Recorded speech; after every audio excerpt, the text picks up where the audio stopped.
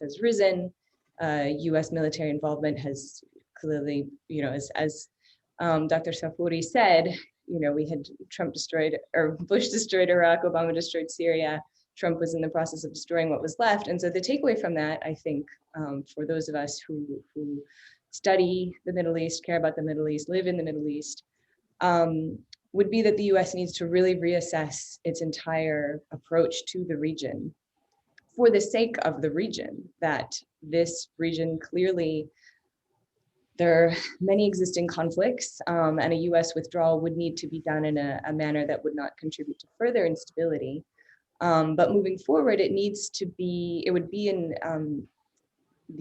what I would advise, if I were advising the Biden administration, I would suggest that they signal very clearly that that US support for existing conflicts, for example, the ongoing support for the Saudi-led military intervention in Yemen, needs to cease immediately. Biden has committed to that, but it's unclear what exactly that will look like.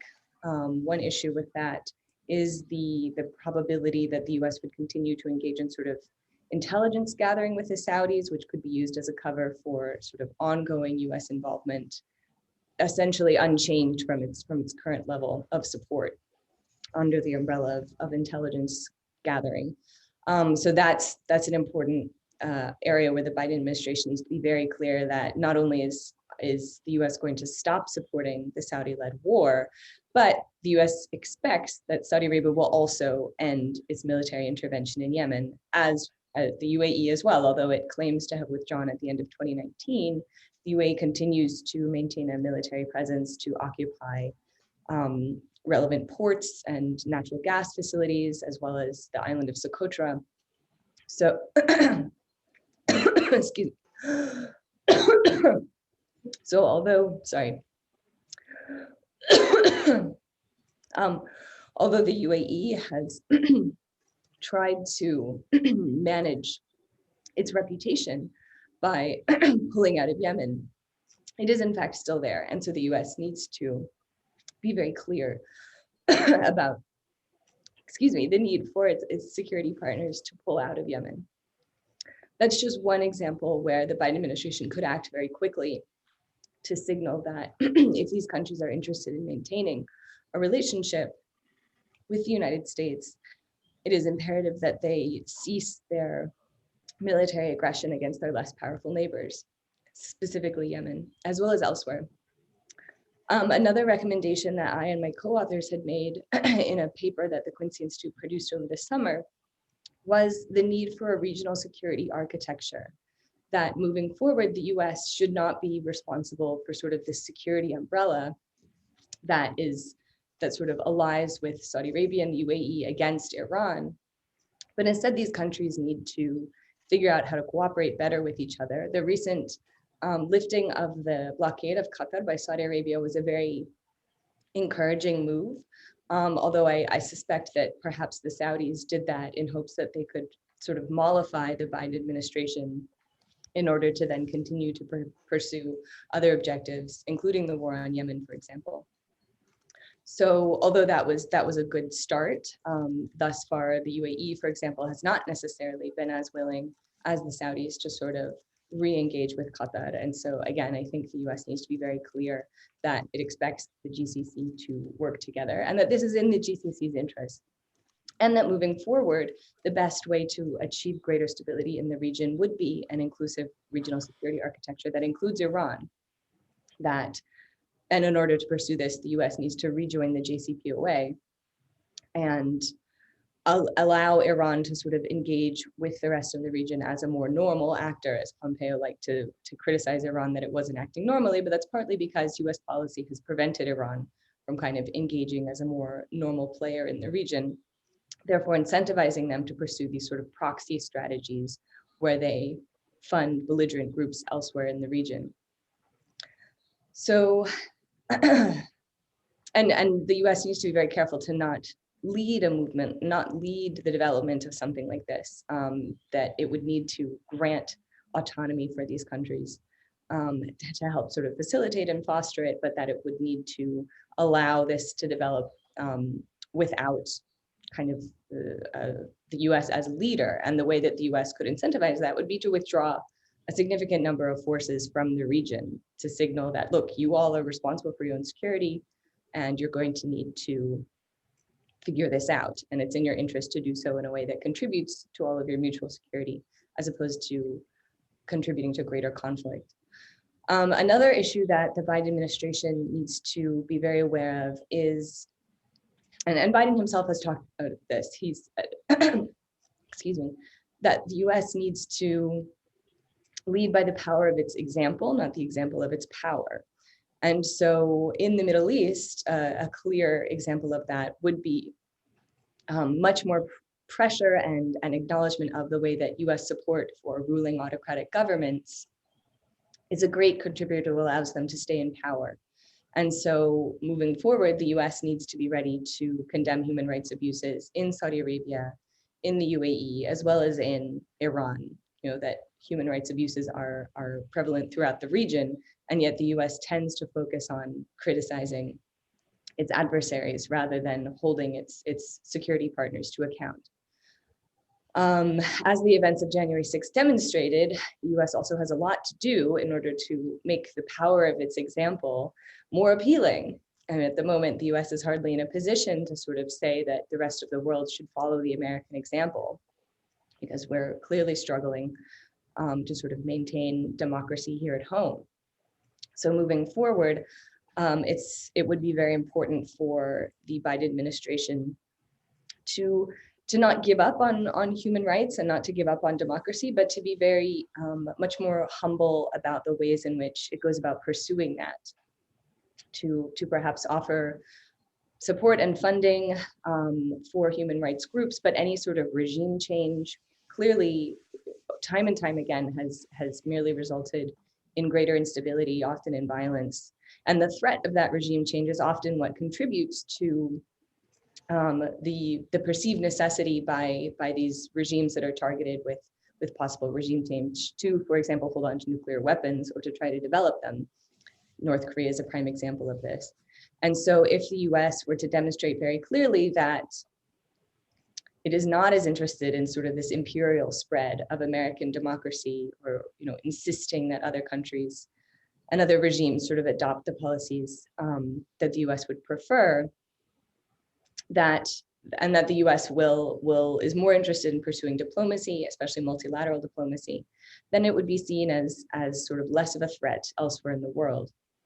The result of this in the Middle East would, if the results of greater democracy, if this were in fact allowed to occur, which itself is a big question given the existing autocratic structures of power and the heavy security structures in place to defend those existing regimes.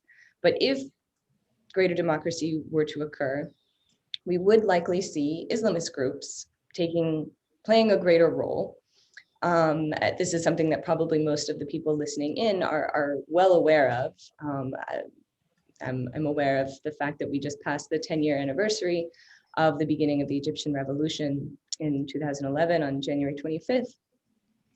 And as I'm sure most of us are aware, the outcome of many of the Arab Spring movements was a larger role for Islamists, given that they were often the only existing sort of political structure in a given context that had the existing sort of social political networks in place to sort of take over once a pre-existing regime was forced to step down. And this was perceived by many in the United States as very threatening. Obviously, 9/11 contributed to existing Islamophobia, more than contributed, like fully blew out of the water existing at levels of Islamophobia. And then to see Islamists taking power in the wake of the Arab uprisings was quite alarming for Americans, for Europeans. However, what we'd ended up observing was that, when Islamists came to power, they often struggled just like other groups to govern effectively. And so I think it's very important to keep in mind that allowing a space for Islamist groups to participate in the political process, and this isn't that the US needs to do this, but that Middle Eastern governments to allow, essentially, to give Islamists the chance to participate, to air their ideas. And Annelle, you have 1 more minute. thank you. And at times perhaps to fail, will demonstrate, in some cases would perhaps deflate this sort of image that they had for a long time, which was that rule by Islamists would lead to greater accountability and would address problems of corruption, for example. So all that to say that the United States should support greater democracy in the Middle East, but not sort of directly or through any sort of regime change. And if, inshallah, actual democracy did begin to spread or was allowed to take hold in more countries, the United States would need to be prepared for probably an active role by Islamists. Thank you very much. Thank you.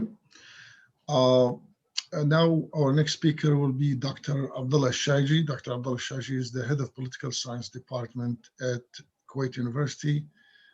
He's a friend of mine. I've known him for many years. He's knows American politics like nobody I know in details, but also we will need his input in this discussion, especially in the Gulf region. The issue of Iran worries people in the Gulf, with no exception. I think all the countries are worried about Iran's role in the region. If anything happened between the US and Iran, the Gulf countries will pay probably the price for that conflict. If Israel and Iran have a conflict, Gulf countries will pay the price. Iran been playing a role in Syria, Yemen, Lebanon, and many countries in the region. And so everyone is worried about any changes in the US policy. So please, Dr. Abdullah Shayji. Thank you, Khalid. Thank you, everybody. I'm really glad to join this distinguished panel, and I see some of my friends and the audience and the panelists, and looking forward for a stimulating discussion from our vantage point here in Kuwait in the midst of ongoing storms. Never a dull moment here in this part of the world. The issue here is that there is a lot of expectations, in my opinion, about Biden's administration because of the wreckage that was perpetrated by lack of comprehensive, far-sighted strategy by the outgoing Trump administration. And I think we should not really try to burden Biden administration with a lot of our grievances and our skewed the policy of the last few administrations, led by probably starting with the Bush 43, the senseless invasion and occupation of Iraq that has really dealt the region a major blow, catapulted Iran to be a major regional power with the blunders that were perpetrated in this part of the world, tilted the balance towards Iran with a lot of insecurity, instability, and mayhem that we have been witnessing for the last couple of decades. The Obama administration, which Biden was his vice president, was not also innocent of lack of appreciation of the GCC allies. I remind you that we suffer in this part of the world from what we call security dilemma.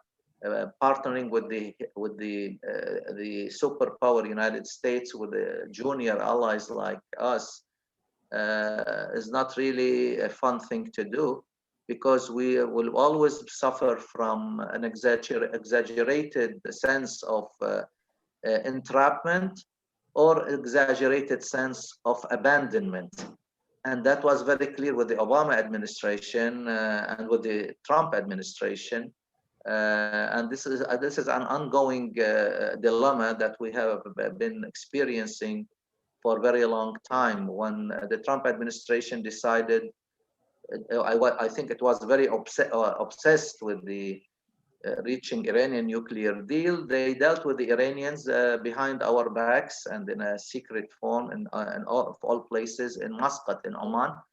And when we found out that, the Saudis especially were very upset, and they turned down their coveted seat at the non-permanent membership at the United Nations Security Council. And there was a lot of hesitation about the wisdom of relying heavily on United States. I give one credit to President Obama by institutionalizing with the Biden as vice president, institutionalizing the relationship between the GCC countries and the United States in the forms of the annual summits.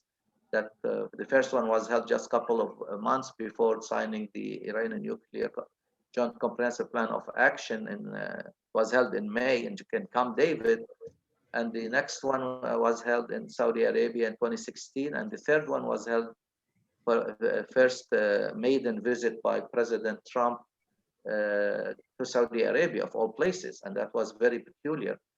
And since then, we have not had any summit meetings between the GCC countries and the United States.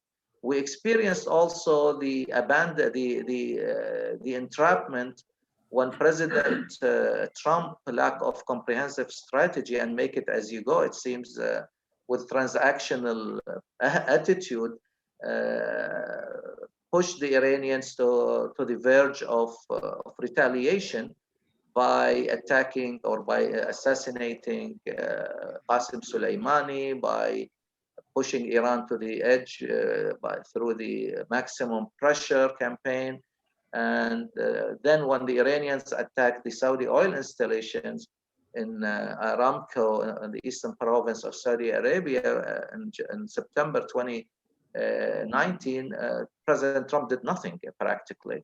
And even to the last day, I was appearing on Al Jazeera and many local and international channels. There was a lot of irritation and speculation and fear of last-minute strike by Trump administration, the party Trump administration, regarding the attacking Iran as a last hooray for him before he leaves. So living on the edge in this part of the world because of what the United States does or does not do, or because of the make it as you go policy by the Trump administration, is really a very insane thing to think about or to live through. Now with the Biden administration, I think there is a lot of heavy lifting he has to do. There are a lot of expectations. First of all, the mood has changed in the region. There was a lot of expectation that Trump will survive another term. He will be re-elected. And I was one of the few, probably in that part of the world, even a couple of years ago, arguing and predicting that Trump will be a one-term president. And I was correct, apparently, because he really antagonized almost all segments of the US societies. He really let the allies down. His lecturing, his patronizing, his arrogance, his transactional behavior, insulting even to the level, insulting his allies in the region and beyond. All of that really built up to the idea that he could not really survive to be for another term. And then the final showdown was in the US Congress, the mobs attacking. And I was really enchanted to hear the leadership in the United States, the Democratic leadership, labeling the mobs that attacked the US Congress domestic terrorists. And that is really something to think about. I mean, for the first time we hear from very important personalities and officials in the United States labeling the fear now is not from Daesh, it seems, or Al-Qaeda or other terrorist organizations, but rather domestically, from domestic terrorists that really carried out and white supremacists. And that really put the United States image, the United States image is now really in a bad shape all over the world. The United States cannot really lecture about human rights, democracy, and respecting the will of the people, since it's now the symbol of chaos, and the president of United States himself describing his country and the election system as a third world and a rigged election, stolen election. This is a phenomenon that really unheard of, and really this gives United States a black eye all over the world. Now to the nitty-gritty issues that I would like to talk about. First of all, President Biden, as we have seen in the last 5 days since he took over, has been really completely immersed, as was expected, in over the domestic issues. He has a lot of heavy lifting, as I said, to do. He has really to unite a fragmented and divided country and nation and politics. That is really, I've been United States student and teacher and professor for the last 40 years. I've never seen United States this fragmented, and it lacked its soul. United States does not have soul at this stage. And everybody is talking about, is this the United States we have lived in or went visited, or we know? No, this is not the United States. And even now, about 85% of the Republicans don't believe that President Biden is a legitimate president. This is scary. I mean, you have 74 million people voted for Trump, and these people don't believe that that Biden is a legitimate president. This is really something. In a country that represents democracy, preaches democracy, hit countries with sanctions, if another country will do what United States is doing. So United States image has been tarnished, and Biden really has a lot of work to do to try to polish or to get back that image of United States as the leader of the free world, the leader of democracy that preaches democracy and practices it, not only asking other countries. Like it was lame to hear the State Department yesterday, and even President Biden lecturing the Putin and the Russians over the heavy-handed approach regarding Navalny arrest and the demonstrations that were taking place. 1 more minute, Dr. Abdullah. Excuse me? 1 more minute. 1 more minute. Maybe the question and answer we will discuss it in a more detail. But just quickly, just flash points. There are 4 issues that I think Biden administration should be, or we expect Biden administration to return to the sanity, to return to the politics as normal. I was glad to hear that the Biden administration will be more moderate in its approach vis-a-vis the Palestinian-Israeli issue. They will return the embassy. They will return the relationship with the Palestinian Authority. We would like to see Biden administration play a constructive role vis-a-vis Iran regarding the issue of if there is a return to the Joint Comprehensive Plan of Action. We would like to see an involvement of the GCC countries, because I've been arguing since 2014 that the GCC countries should have a seat at the table if negotiations will take place, and I expect it will take place, between the Iranians and P5+1. The GCC has really to have because we have a lot to lose or to suffer from, will carry the brunt of any problem with the Iranians. And we need 3 things. We need to be a part of this agreement. We need to be the agreement to include, I'm finishing, Khalid, the agreement to include the Iranian ballistic missiles, and also the agreement to include Iranian shenanigans and its expansion project in the region that really undermines our stability and security, and the security and stability of the region by attacking Saudi Arabia, by attacking oil installations, by burning ships, attacking ships and the Strait of Hormuz. This is really an international issue. It's not only a local issue or a GCC issue. Maybe with the question and answer, you will expand more on this. Thank you. By the way, we need to cover many areas with the little time we have. I'd like to tell a short story. A Turkish friend of mine told me a few years ago, he was attending the 4th of July event at the US Embassy in Ankara. And he walked to the US ambassador and he told him, it was election year, and he told him, you should allow me half a vote. And the ambassador said, why, do you have a green card? He said, no, but whoever's elected in the US affects my life here in Turkey. and this is a fact. Many Americans don't realize that whoever is elected in the White House will affect people all over the world. And I don't think anyone is affected in the last 4 administrations more than people in the Middle East. The situation in Syria was left unchecked because it destroyed the country. The situation in Libya, 2 administrations just made a mess in Libya. And the situation in Egypt is in a horrible situation, the worst human rights violations. Saudi Arabia just chopped journalists to death, and I don't think they would have done it without the cover of Trump, who let them get away with everything, the carnage in Yemen and all the stuff. So we have lots of areas to cover, and I think we need to do it in a short time. We'll move next to Congressman Jim Moran. Sorry, Dr. Shibley, we'll let you speak. Congressman Jim Moran served in Congress for 24 years. He has a good background in the Middle East. He was one of the champions of the Palestinian issue when he was in Congress. He was one of few who spoke up for Palestinian rights, and repeatedly won with 70 to 80% margin, representing District 8 in Virginia across the river from DC. And he has been a good friend. Please, Congressman Moran. Well, thank you. Thank you very much, Khalid. And I value your friendship a good deal. It's been nice to be invited to participate. I was planning on listening in anyway because I have great admiration for your speakers.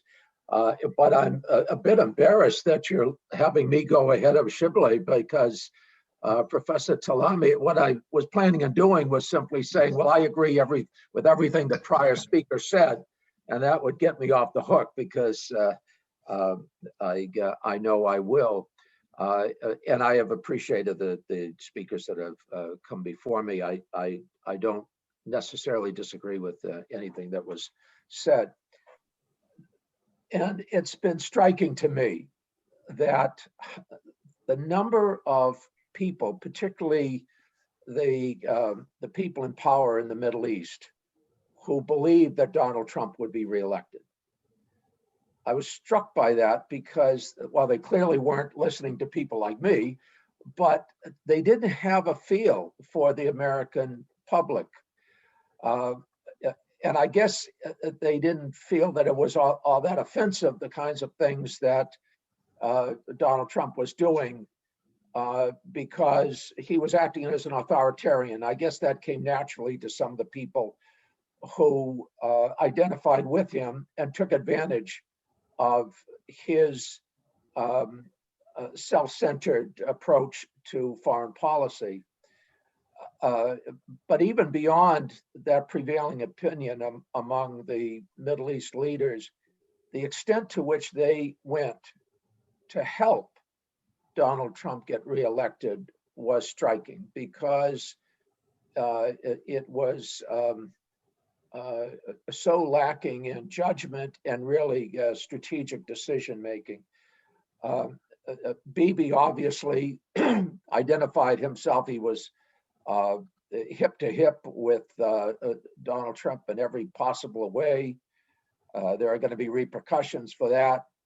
But also Saudi Arabia, the United Arab Emirates, they went out of their way. Yusuf Otaiba clearly felt that it was in his interest to give Donald Trump a foreign policy victory. And it was timed so that it would particularly help him in the November election by normalizing relations with Israel. Clearly, Saudi Arabia was supportive, although for understandable reasons couldn't do the same. Bahrain is largely a puppet of Saudi Arabia, now more so of the UAE. So there's a new sheriff in town. There's a no approach to foreign policy. And it's probably more strikingly different than any change in administrations we've ever seen. I thought the change from the Bush administration to the Obama administration was striking. There was two different ends of a spectrum, but this will be even more striking. the people who have been put in positions of power, both in diplomacy and in national security, put a high priority on human rights, on the promotion of democratic norms, on freedom of the press, and on dialogue. I don't think we're going to, as Annelle suggested, we're not going to be acting as a bully. We're not going to be withdrawing from any more international treaties. In fact, just the opposite. The United States will form as many alliances as it can that are clearly consistent with its foreign policy interests. It will work with and through its allies. It will follow through on what Joe Biden said during the campaign. For example, Saudi Arabia will be treated as a pariah. I suspect that that is largely going to be true, notwithstanding the fact that they did heal the blockade. I have the same problem you do, and now I think during this time of COVID, we don't get a chance to talk with each other enough, and so it's challenging. But so I apologize. I have to keep clearing my throat. Notwithstanding the fact that the Saudis were instrumental in lifting the blockade of Qatar, I think they've got a long way to go. Certainly, Mohammed bin Salman does. I don't know whether the Saudis are going to be able to separate the population and the rest of the ruling family from MBS, but I know it would be very much in their interest to do so. The UAE is a different story. Obviously, our foreign policy, generally speaking, has certainly with regard to the Middle East, has been Israeli-centric. I think that is bound to continue to be the case because of the domestic political dynamics within the United States. But even Bibi should be aware that J Street is going to be more influential, that Joe Biden is going to insist on going back to a two-state solution to the Israeli-Palestinian conflict, to stop expansion of settlements. Already there have been Democrats who have spoke out against the hoarding of vaccines for Israelis without sharing them with Palestinians. I think you're going to see constant conflict in terms of the Israeli government's treatment of Palestinians. With regard to Iran, the foreign minister of Qatar has suggested that they would be willing to be a mediator in a dialogue with Iran. I know the administration is going to want some dialogue. It will be a revisit to the JCPOA, perhaps on some different terms, but they expended a great deal of political capital in getting the Iran nuclear treaty, and they believe in it. I happen to believe in it as well. And the majority Democratic Congress believes in it as well. So you're going to see a re-engagement with Iran. And part of that is not just because we want to reduce the nuclear threat, but also we understand that the more engagement, the less power is going to be under the control of the mullahs and the military. The Iranian population, if they're not under siege, then they're far more likely to be looking to the West, to the US in particular, but also Europe in terms of where that very young population wants to go in the future. So I know you're going to see a very different approach to Iran, to the Gulf states. With regard to Egypt, the human rights abuses are intolerable. The administration knows that, and I suspect will want to rectify at least some of that, because the United States has substantial leverage, not quite as much leverage as it has with Israel, but it has a great deal of leverage. And I think many people within State Department and the Congress are going to be willing to use that leverage, at least with Egypt. Some of the people that you may want to watch in terms of representing the perspective of the Biden administration in the Congress are people like Chris Murphy, who may very well become the new chair of the Middle East Subcommittee of the Senate Foreign Relations Committee. He's very close to Chris Van Hollen, who really knows the Middle East and will also be outspoken. You're going to see Chris Coons play a major role in terms of foreign policy, and Tim Kaine. Those are just some people that you would be well served to watch what they say and do in terms of, well, I won't get into the intelligence arena, but there's a different approach in terms of intelligence. It won't be quite as striking, nor will the approach with regard to armed services be quite as striking as you'll see in foreign policy. And on the House side, I think you're going to want to listen closely to what people like Tom Malinowski have to say, who was in charge of human rights and democracy in the Obama administration. People have a great deal of a very high regard for Tom, Ted Deutsch, there are a whole host of people on the the House Foreign Affairs Committee that are now going to have a stronger voice, and I think it's going to be a fairly consistent voice.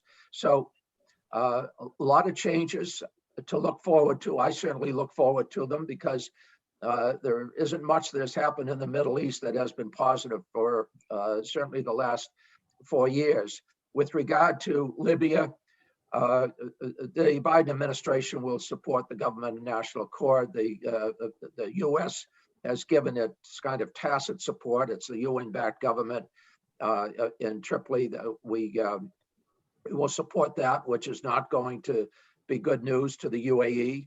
In Syria, I think the Congress will implement the Caesar Act, which also is bad news for the UAE because they have normalized relations and have been supporting the Assad government in terms of military equipment and financing. The Yemen war has to end. The UAE, the Emirates know that. They largely pulled out. The Saudis are going to have to recognize that. We won't be giving armaments to Saudi Arabia if there's any possibility of them using it against defenseless citizens, especially in Yemen.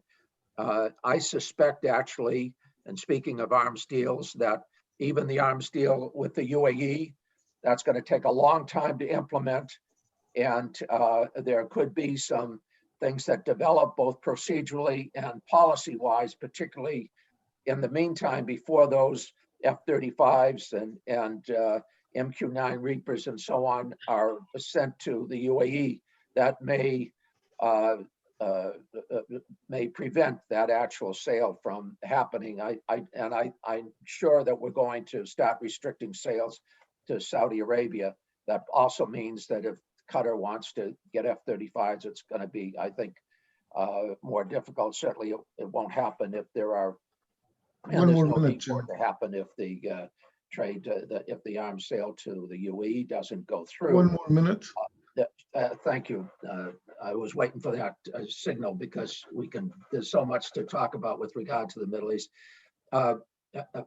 With regard to the Arab Spring, that's tough. And if the Arab Spring is going to be successful, it means that political Islam is going to have a seat at the table in any country that's willing to consider democracy.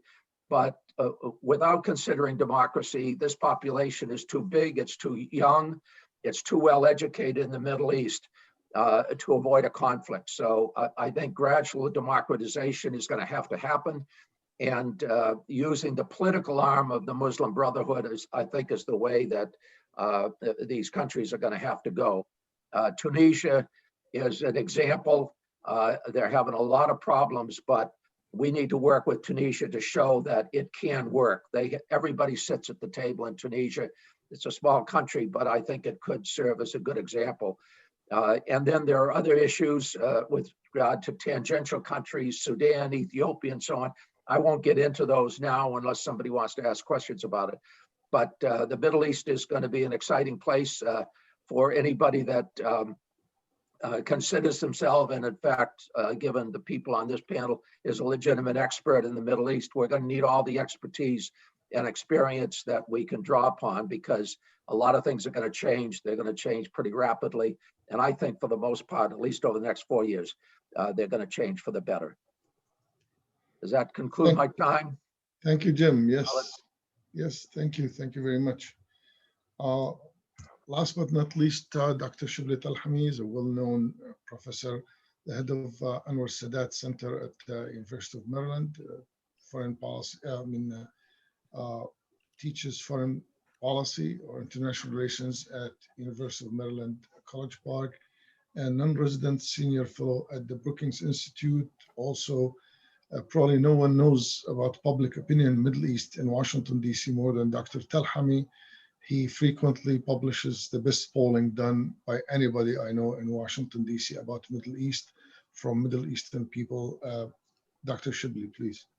Well, thank you. And thank you for these kind words. It's really a pleasure to join friends and colleagues on this panel. And thank you, Congressman Moran, for the kind words that you started with. I will say, just before I get to my comments, that it was stated up front that George W. Bush destroyed Iraq and Obama destroyed Syria. I agree with the first part, but not with the second part. And I should put that out for the record. I do not believe Obama destroyed Syria, but certainly George W. Bush destroyed Iraq. Now I was asked to focus a little bit more on the Israeli-Palestinian conflict, but I want to put in some perspective. I want to start with the obvious, which I think we all understand. Number one, that the Middle East is not going to be a particularly high priority for this Biden administration. I mean, even aside from the strategic relevance of the Middle East, just to consider how crowded the agenda is between, the pandemic, the economy, the racial divide that we have, the identity divide, the polarization, all of that is going to require so much energy from the president and Congress that foreign policy, is going to be obviously revisited, revised, but it isn't going to be a top priority in the agenda of the president. And this, in addition to the fact the Middle East broadly has declined in importance in American priorities over the years. And it's going to seem even more so under Biden for the following reason. That is, for extraordinary circumstances, a freak accident of history, we had an administration that made the Middle East a top priority. I mean, if you think about it, this is really extraordinary. I mean, it's not something that we think about, and it was top priority, not because it was strategically important or that's where the bureaucracies wanted or analysis of American national interest, but because the president himself was pretty much not involved in the details. He was focused on himself, and he contracted this issue to his advisor son-in-law and his allies, who really cared deeply about this issue, perhaps more than any other, that they employed the muscle of a superpower, all the pressure as well as the incentives to implement an agenda in a way that we have never seen, even on the Middle East before, even during strategically important times, elevated crises, where you use the UN and foreign aid and executive orders and negotiating with multiple parties and using the muscle and bilateral relationship to implement an agenda. That's extraordinary. I mean, I don't think we've seen that on any issue. So that really made, there's nothing like that's likely to happen again, I think, because Trump is really an aberration in American history, and certainly with the Biden administration, it's going to seem like they're lowering the profile even more, because they certainly aren't going to spend that kind of energy on this issue. So let's keep that in mind, first of all. With regard to the Middle East specifically, before I say a few things about Israel-Palestine, I do agree with the sentiment expressed already, that really the issue that will strategically compel them to act early is Iran, undoubtedly. And I think that's the one that where the early energy is. Yemen will be for sure, in part because that's where the congressional consensus is, and that's going to come up. And Biden has a different approach, and obviously Democrats broadly have a different approach to this. And frankly, not just Democrats. There's actually consensus on Yemen among Democrats and Republicans. It was really Trump personally that weighed in against that consensus that we have seen emerging in Congress on this issue. The Iran issue is important for the following reason, because I think, just like under Obama, the notion was that the only issue that could drag the US into a war it does not want was Iran, because its allies in the Middle East, especially the right-wing government in Israel, was pushing the US to take military action in Iran in one form or another. In fact, one reason why Obama made that a priority issue in the second administration was absolutely to prevent the possibility of being dragged into a war. And I think we're seeing a little bit of that already, because you know that under Trump, there was a push to have Trump initiate military action, particularly from Netanyahu, all the way until the last day. And for whatever reason, Trump personally resisted.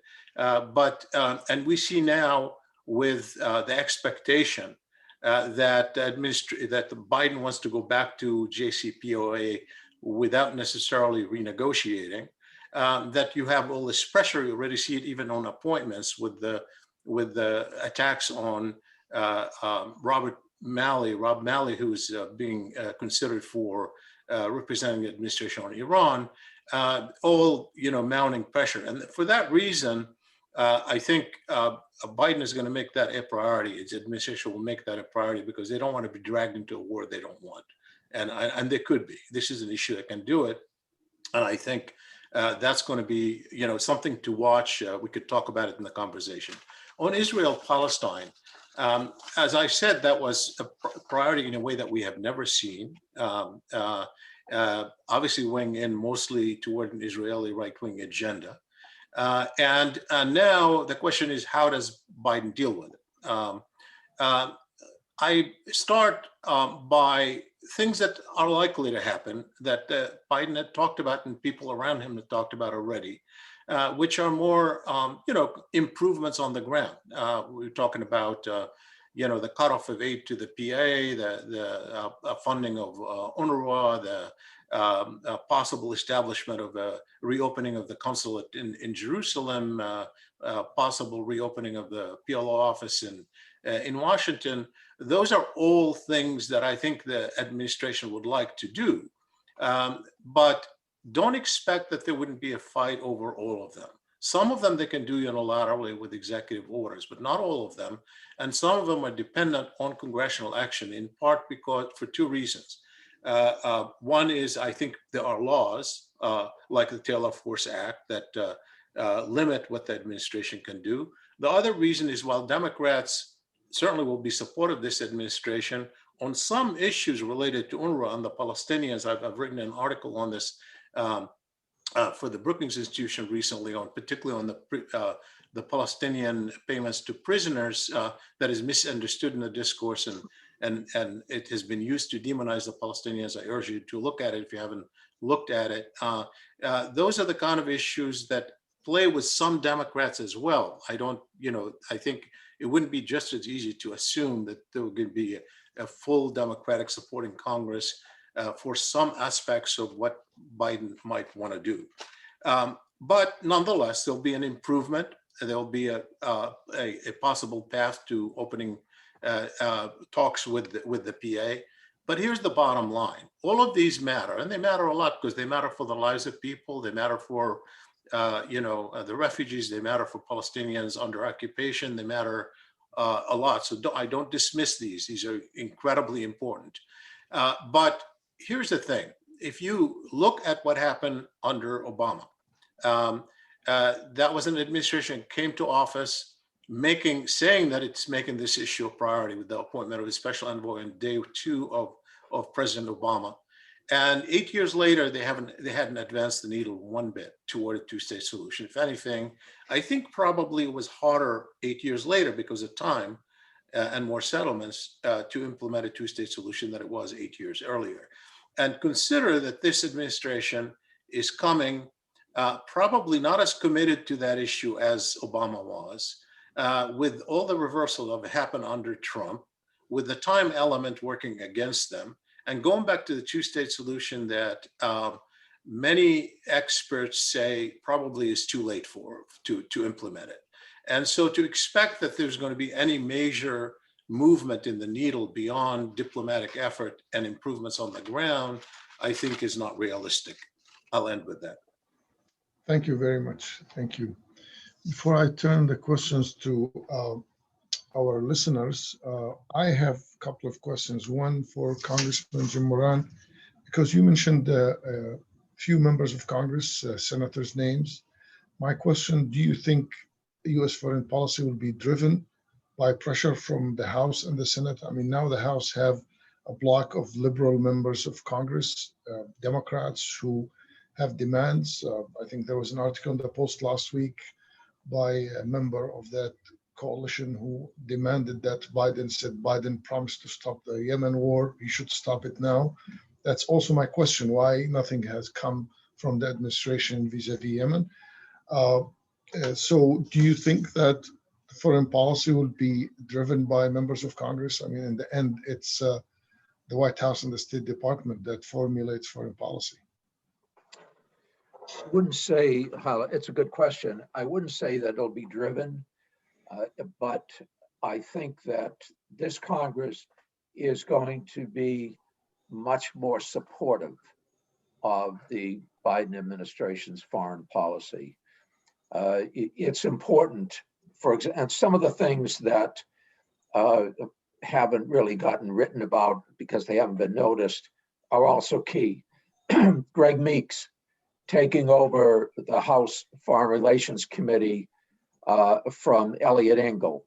That is a major advance in terms of having a more balanced perspective of the Middle East, and particularly with regard to the Israeli-Palestinian struggle. Greg is he knows his politics, but he also knows what's right, and he's not going to take as biased a view as has been taken by some in the past. Nita Lowey, a very sweet person, but she was the chair of appropriations. She was substantially influenced by her base of support, which tended to be very pro-Israel. And while it was subtle, it was nevertheless profound, and it's the importance of having the Appropriation Committee basically compliant with what AIPAC and other affiliated groups wanted. Having Rosa DeLauro as the new chair of Appropriations is a major step forward. She's married to Stanley Greenberg. They have a much more balanced view, and I think I don't want to speak for them, but would be more aligned with J Street's priorities. Barbara Lee does foreign operations. Barbara is foreign operations used to be chaired by Nita Lowey. That's an enormous change in terms of attitude towards the Middle East. These seem like subtle changes. They haven't been written about, but you're going to see some profound ramifications as a result of these changes within the makeup of the people who make policy with regard to the Middle East. So, and certainly if Chris Murphy chairs the Middle East Subcommittee on the Senate side, as I mentioned, Chris is very informed and progressive in terms of Middle East issues. So given that, I think on foreign policy, the Biden administration is going to look for partnership cooperation with the Congress. And that's very important. Right now, the people in power in the Congress and the people that are being put into the State Department, including Tony Blinken, who just got approved today, they see eye to eye. And that's a powerful combination to have the legislative and executive branches in agreement, particularly with regard to the Middle East. May I Thank you. add? May I add something? These are excellent points by Congressman Moran. I agree with them. One of the things that I had intended to talk about toward the end, and I didn't. I just want to bring it up. Is aside from Congress, forget for now about any pressure that may come internationally or strategically on the Biden administration. There is the democratic public opinion, and as Khalid said, is something that I monitor regularly on where democratic public opinion is. And on this issue, democratic public opinion is far more even-handed on Israel-Palestine. In fact, almost 90% of the democratic public in our last poll want the U.S. to be even-handed. And of those who want the U.S. to take sides, they were slightly tilted for the first time toward the Palestinians. And you see that also in terms of demand for equality. When you ask if there are no two states, would you rather have Israel as a Jewish state without equality for the Palestinians, or equality with the Palestinians, but Israel ceases to be a Jewish state? Overwhelmingly, Democrats say they prefer a democracy over Jewishness of Israel. We see that on multiple issues, including democratic support even for sanctions over settlements. So there is a democratic public opinion that is really important, that is going to push. And now it's being represented also by some additional progressives in Congress that, while they may not be part of the core alliance that Biden is going to rely on, there's still those voices that push people. We've seen that already happening, particularly with Congressman Castro speaking out on the pandemic issue and the vaccine just a couple of days ago. He's certainly not really one of that group so much, although he's counted as progressive. And we saw also in the actual primaries, Democratic primaries, where when this issue, that people who wanted to be even-handed beat people who wanted to lean toward Israel, not accidentally, but even with this issue being front and center in various places. So I think there is a democratic public opinion not to be underestimated. They, of course, will, it's not still, I don't say this is a priority for democratic public opinion, but if in fact there is going to be a move in that direction, coordination between Congress and Biden, you're going to find a lot more support in the democratic public than we had seen in the past. Totally agree. Very much. Thanks. Now we have 30 minutes for questions and answers. I would like to ask our audience to be short.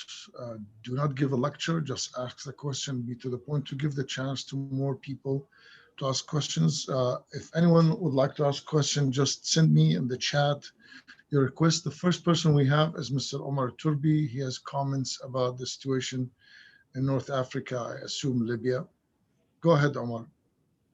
Thank you, Dr. Khalid. I really do appreciate the opportunity to be with you and the distinguished guests you have.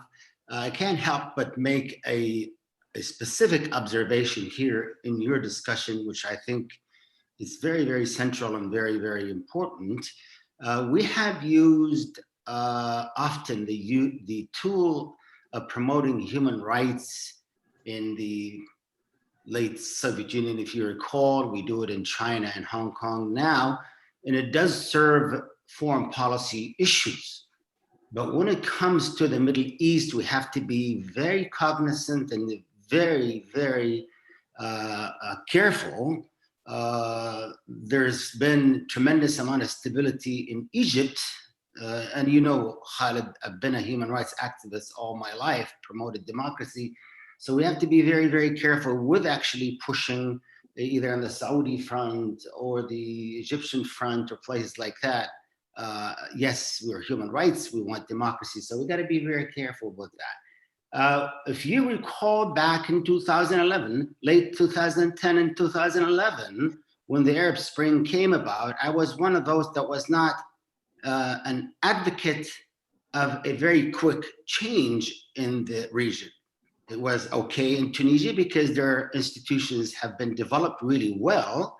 And when it comes to Libya, it was in the Stone Age. It was the reason there's a lot going on in Libya now, because the institutions are terrible. It's hard to create any democratic processes. And I want to make this point here. those of you, Dr. Annelle and His Honor Congressman Jim Moran, be careful when you indicate that you need to have political Islamists on the table. Political Islamists destroyed Libya to a point where it's become a failed state. They only represent about 8% to 12% in the vote. They continue to control Libya's politics, money, everything that's going on with it. Why? Because they do not want to relinquish power. Let's not be fooled. Political Islamists do not represent democracy. I'm Muslim, alhamdulillah, but guess what? You have to separate Islam from the agenda of the Muslim Brotherhood. And I'm telling you, I think the Muslim Brotherhood has made some great headway in Washington, and we have to be very careful with that. So Thank you. One small point to Dr. Abdullah from Kuwait. Remember, the dichotomy of inconsistencies of US foreign policy is inherent in the great divisions between Democrats and Republicans. The United States should always have a foreign policy that's consistent, whether there's a Democrat in the White House or a Republican. That's the problem that we in the United States need to work on, because consistency in foreign policy creates stability in all those regions in the Middle East. Thank you, Omar. Well, if I can respond, thanks so much. I think I of course agree that any actor that embraces violence is clearly not in favor of democracy, because democracy is antithetical to violence. But I think that the important point to think about here, which I had meant to get into in my remarks, was the extent to which that after 9/11, a lot of these regimes really successfully painted Islamist groups as all uniformly extremists, and that powerful actors like the United States were sort of willing to buy into that narrative, to sort of embrace this notion that these autocratic regimes represented so-called moderate Islam. Obviously, a lot of different countries have claimed that sort of mantle, from Egypt to the UAE. Saudi Arabia was trying to do that until their sort of PR campaign went off the rails.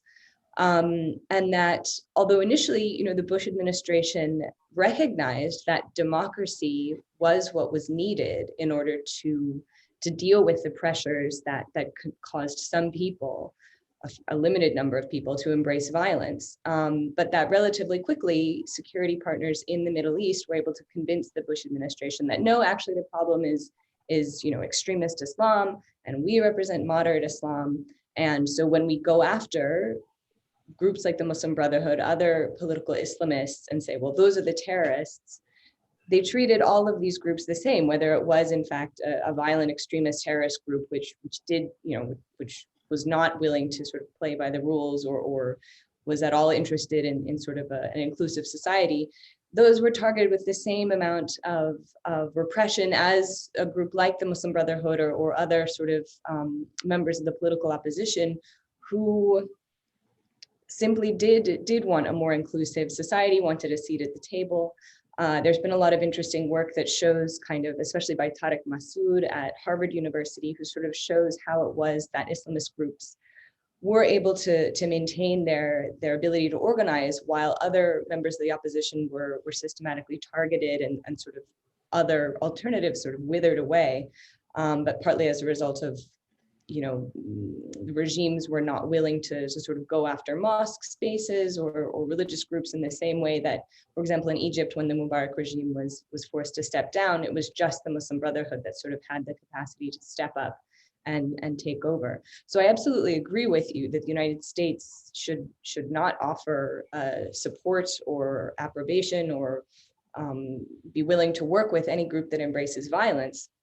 However, I do think that in general, Americans as a society have been very willing to buy into this notion that the Muslim Brotherhood or more sort of moderate, so-called moderate, now that word is problematic, but groups that are willing to engage in the political process, if they're painted as Islamists, Americans very easily sort of immediately see them as problematic, violent terrorists, and that as that the US government and the US public in general, we would all do well to have a better understanding of those differences and the greater nuances there.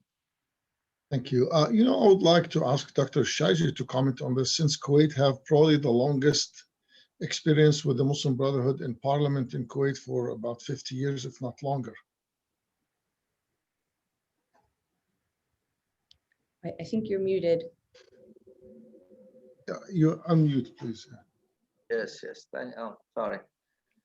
Yeah, you are right, Khalid. I mean, the issue of Muslim Brotherhood has really become the 800-pound gorilla in everybody's room in this part of the world. I mean, the demonizing, and I call the probably close to McCarthyism, another McCarthyism of demonizing the Ikhwan al-Muslimin. I mean, they are not that innocent anyway. They have a project, they have plans, they have, but at the end of the day, they are part and parcel of the political and social system in all these countries. I mean, even in not only in Kuwait, in Bahrain, they are members of the parliament. I mean, the Saudis, the Egyptians, the Emiratis have labeled them as a terrorist organization and tried to impose that labeling on the Qataris, and probably not looking favorably at Kuwait for being more tolerant. And because we have members of parliament, 3 or 4 now members of parliament were elected by the people.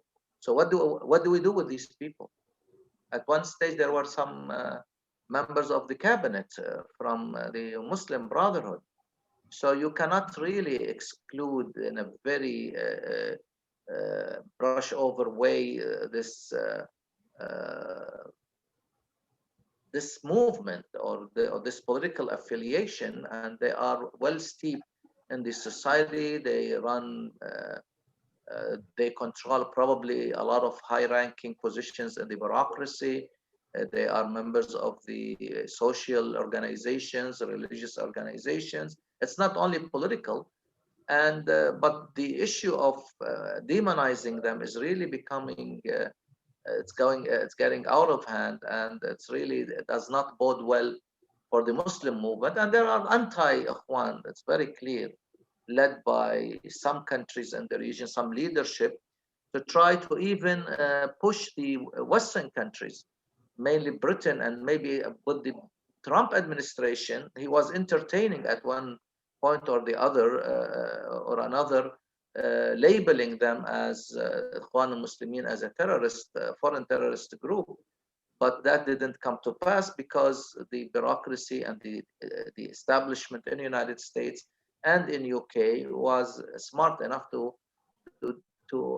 argue that by doing this, I mean, we are really pushing this movement from being a mainstream movement to labeling it as a terrorist organization. So who is the moderate Muslim at this stage?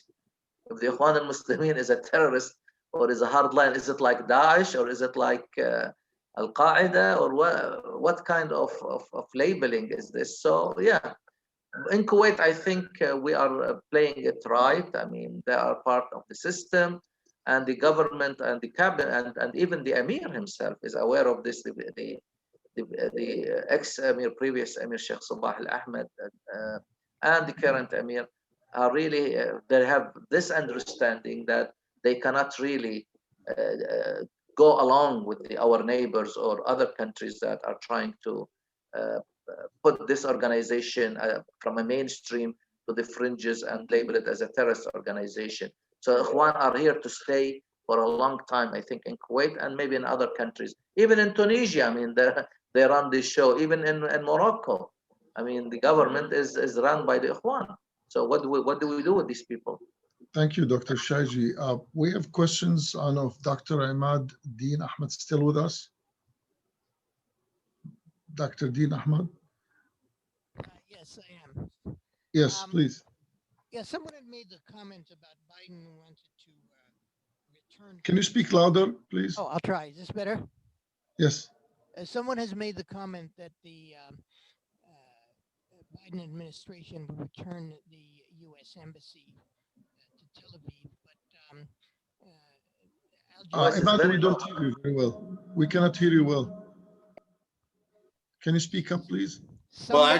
Someone made the comment earlier about the Biden administration undoing the relocation of the U.S. embassy to Jerusalem. No, that wasn't actually what was made. I was the one who said something about it. No, they wouldn't do that. They haven't. They said from the beginning. Biden said that when he was out during the campaign. His aides said that even before the testimony of Blinken in Congress.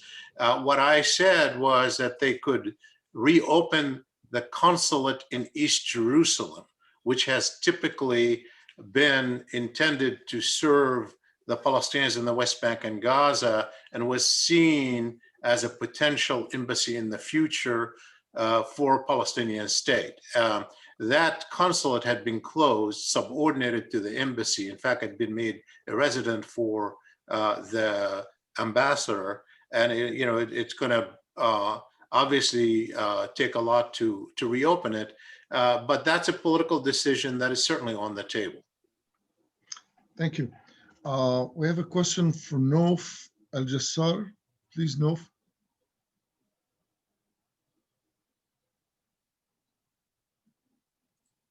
Hello? Yes. Is the voice clear? Yes. Go ahead. Yes.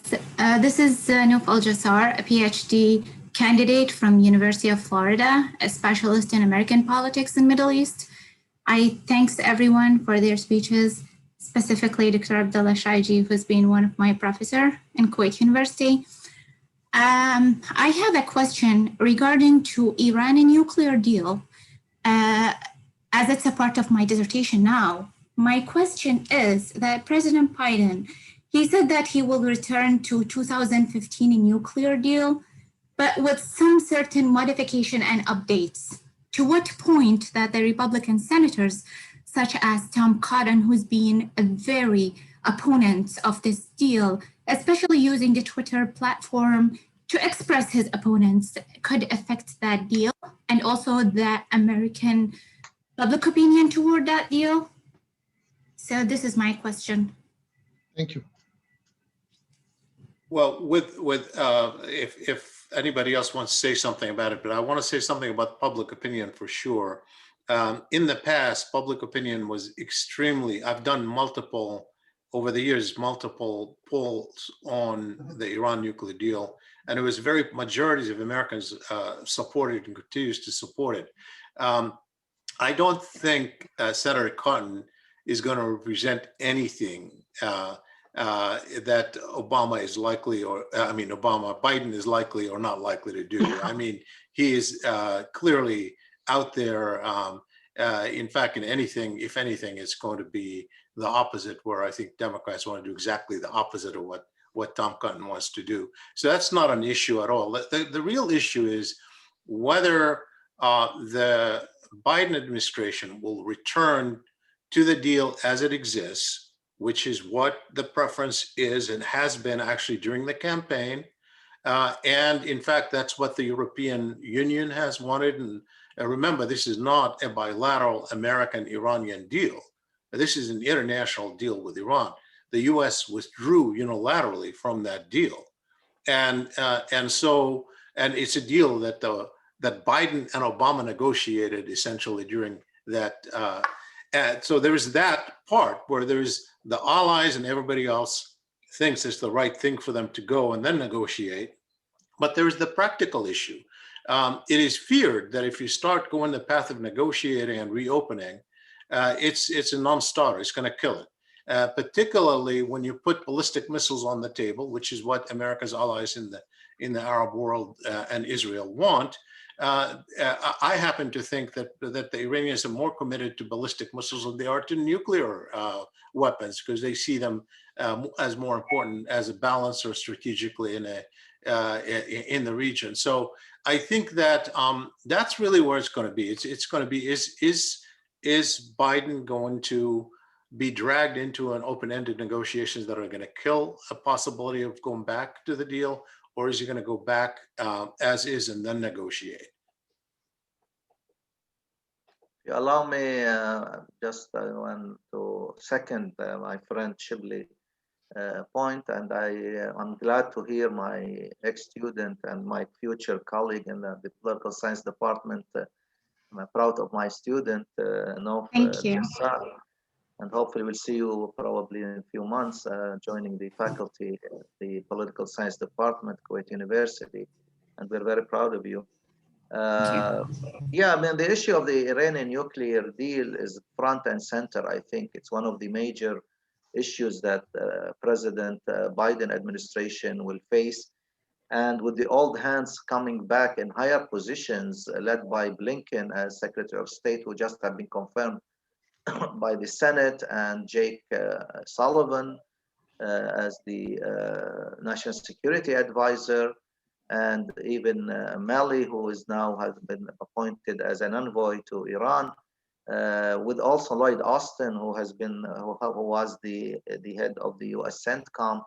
So we have old hands back who led the negotiation with Iran, a nuclear deal before it became P5+1, and they are back, and I think they will revisit for sure this nuclear deal. And I think the Iranians are really upping the ante at this stage, and things are not that smooth, in my opinion. The Iranians are rejecting completely any renegotiating. They are insisting that the deal has been signed, has been done, has been approved and by the by P5+1, and the Americans should be part of this, and they should lift the sanctions before you know, agreeing to come back to the deal. The Iranians reject all of that, so I don't know who will be the mediator. He will play the mediation role. I think Qatar could play this role, Oman could play again this role, but even the Europeans, because also Biden is on board with the Europeans, with NATO, with the EU allies, and especially the Brits, the French, and the Germans, and even the Russians and the Chinese would like to see the United States back. But as I stated in my earlier intervention, I think we have a big stake as GCC countries to be part of this also deal. And I don't know how far it will go, how far the Iranians will be flexible, and considering the dire economic situation that they are facing because of the maximum sanctions that were hit by the Trump administration. But the Iranians have the bizarre mentality in dealing and negotiating, and this is not new, trying to shoot for very high return, and then probably will settle for something in between. And I think it's not going to be that easy to revisit and to bring back Iran to the fold, because Iran today, thanks to the failed Trump policy or lack of, is now closer to become a nuclear state than it was when Trump took over. And Biden, as part of the the Obama administration, would like to see Iran is back with the Europeans, and probably with negotiating with the GCC countries to put some kind of sanity in this approach. And I hope they will be listening to the GCC also grievances regarding that. Iranians have really upped the ante, have really turned the region into a powder keg. The Houthis are bombing Riyadh by Iranian missiles, their shenanigans. These issues have really to be part of any new nuclear deal in order to build some kind of trust and confidence building measures. The Israelis will not like it for sure, because the Israelis would like to kill any opportunity for the Biden administration to return to the nuclear deal. But I think the Biden administration have the old guys back on board, and I expect to have revisit this deal probably in the next few months, and we'll see where we go. But now there is an issue of trust that between the Biden administration and the GCC. We don't want to see Obama 3 administration. We'd like to see Biden 1 administration to instill some kind of confidence and sanity and strategy with the GCC allies, who I understand that the GCC and the Gulf and the region as a whole is now being downgraded as a strategic interest, or as a priority because of other domestic pressing issues that Biden is really tackling at this stage. And then he has the Russians and the Chinese and the Europeans and NATO. And the first call that President Biden did make was to the Canadian Prime Minister and to the Mexican president. And today he just called Putin of all people, not any head of a state. Thank you, Dr. Abdullah. We have 5 minutes left, and we have a few questions. We'll try. We have a journalist, Aziz Fahmi, have a question. Please short and to the point so we can use what's left of our time. You're muted. On mute.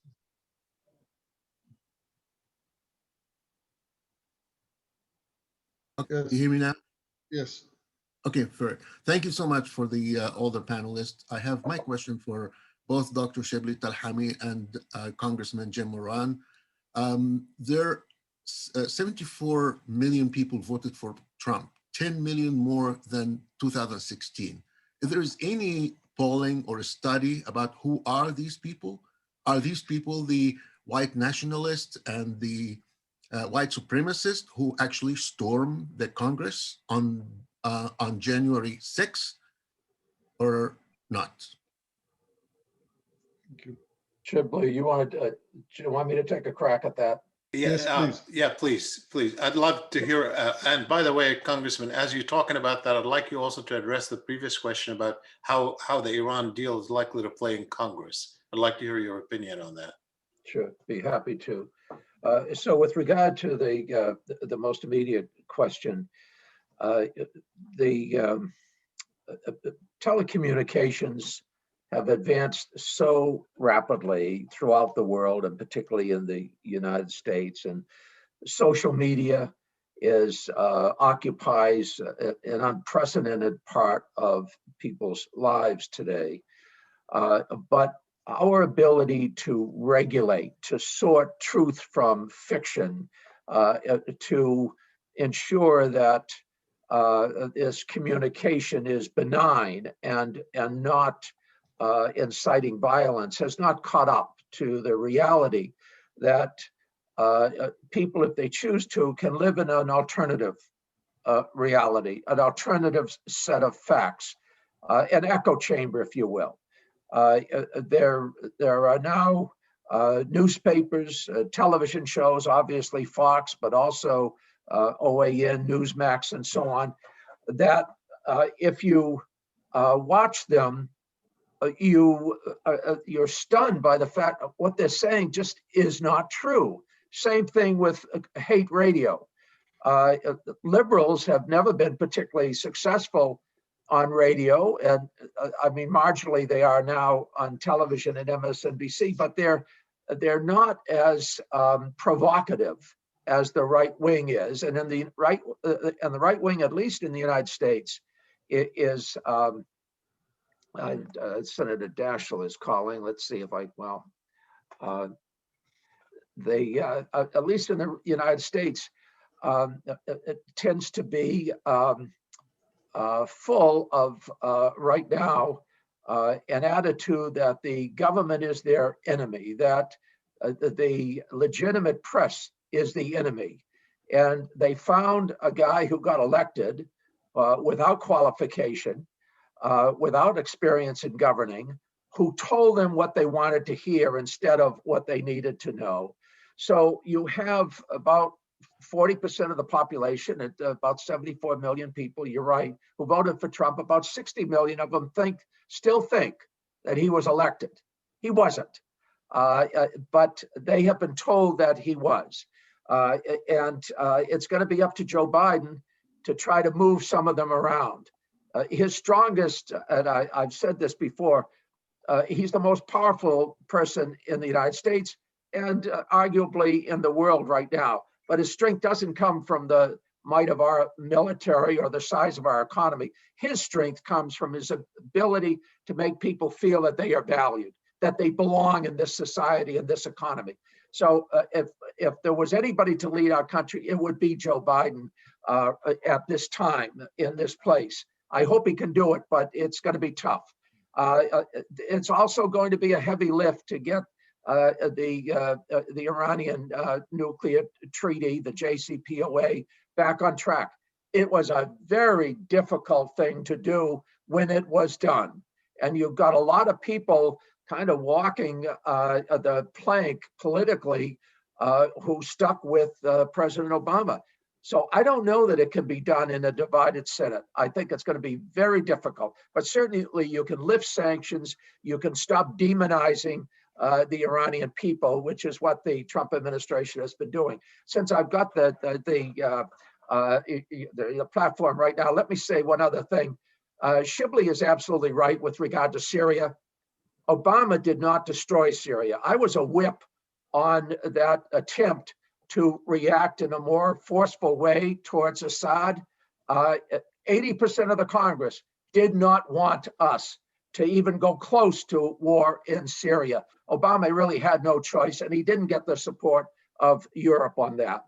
And the last thing I want to say, I want to underscore the importance that all of political Islam not be labeled as violent terrorists. That is a deliberate disinformation campaign conducted by Israel, by Egypt, by the Saudis, by the Emiratis.